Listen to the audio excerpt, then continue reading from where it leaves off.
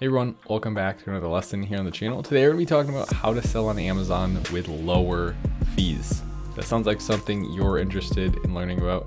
Stick around till the end. Be sure to like and subscribe down below. Without further ado, let's just get right into it. Okay, so this page right here, I've spent probably more time on this page than any other seller. I don't know if that's true. That can't possibly be true. But this page is important. That's what I was trying to get across just then.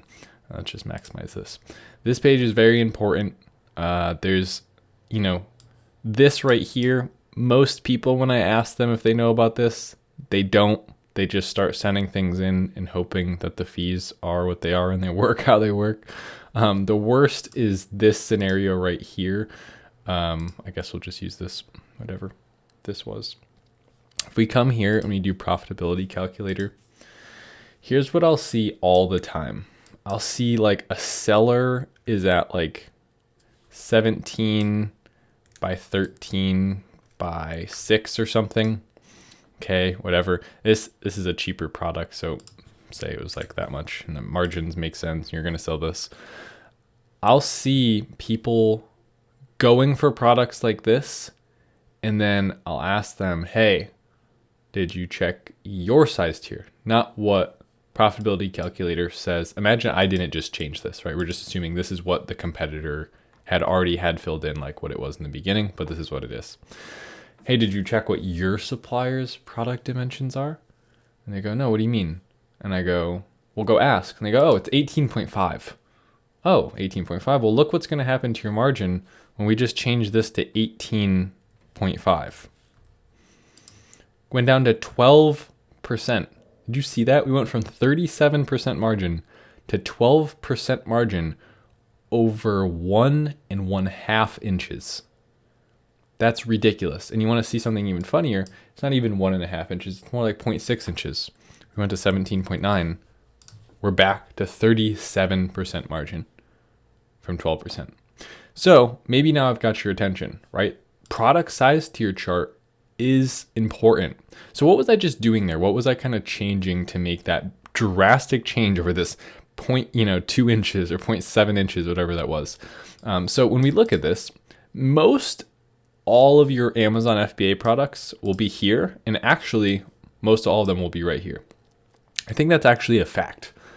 Based on surveys of Amazon sellers, most sold products on Amazon, it's actually in these dimensions. That's not a joke. So right here, we can see 18 by 14 by 8 inches. So that's longest side, median side, shortest side. Okay, so it could be up to 20 pounds. So weight is almost never an issue, but it's the dimensions that get people. So what I did there is I put our dimensions purposefully under, right? We went 17 and then 13 and then 6. This is 18 and then 14 and then 8. So then all I had to do was increase my packaging dimensions by, 1.5 inches like I did originally, or if we were at 17.9 or 17.5, increase it by just a, fraction of an inch. So when we go back to this chart, commit this to memory, okay? I want you to be able to tell me that large standard size is 18 by 14 by 8, and small oversized, you almost never need to know the upper limits unless you're selling oversized products, and then that's important. But for the most part, if you just commit this one to memory, you'll be in good shape because now you know the barrier between large standard size and small oversized. Now you're probably thinking, well, what are the differences in the fees? So let's go check that out. If you come up here to FBA fulfillment fees, it'll show you, okay? So here we have FBA fees for non-apparel items is the one we want, standard size. Standard size includes small and large standard size. Like I said, you'll almost always be in the large standard size, because small standard size, if we go back, has that really ridiculous shortest side needs to be less than 0.75 inches. So you're almost never going to have a product that's that flat unless you're selling like, folders or something. But in this case, or in most cases, that's not going to be how it works out. So we could basically start here. Large standard size, the dimensions, as long as you're under the dimensions as specified, and you have a weight of 10 ounces or less, you have 331. The only thing that goes up from here, the dimensions don't matter as long as you're in the large standard size dimensions. The only thing that goes up is if your weight goes up, your fees go up. So that's how that works. And then once you hit 3 pounds, anything above 3 pounds, you start adding 38 cents per pound. So that's pretty simple, right? So you could literally figure out, ask your supplier, what are the dimensions of my product after it's packed? If so, send me a picture and let's optimize that to be the very smallest box that we can get my product in. And then let's figure out how much it weighs, and you can figure out your exact fees. Now we could come down to oversize, small oversize, very simple structure. Any dimensions are fine. It's just $8.26 plus 38 cents for every pound above the first 2 pounds. And that's all there is to it. Wow, I really thought I was gonna sneeze there, but it did not happen. And I'm not very happy about that. So that's pretty much it. That is how to sell on Amazon with lower fees. Well, that's actually just understanding the fees. How to sell on Amazon with lower fees, I guess I should specify that.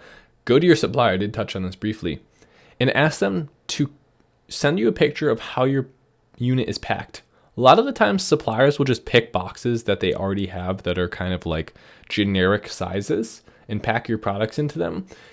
Most of the time it's worth looking at the box and saying, okay, we need to get that smaller. We need to take 2 inches off. I don't need all of that free space where my product is just, banging around in the box. For one thing, it might be damaging itself by doing that. Another thing, you're increasing, say this is the perfect example. We don't even have to go up above 18. Maybe it's your median side that goes up to 14.5, and that takes you down tremendously as well. It actually took you down even more. So in that case, just going back to 13.8, 13.9, even right there, just, half an inch shorter on that side could have saved you most of your margin.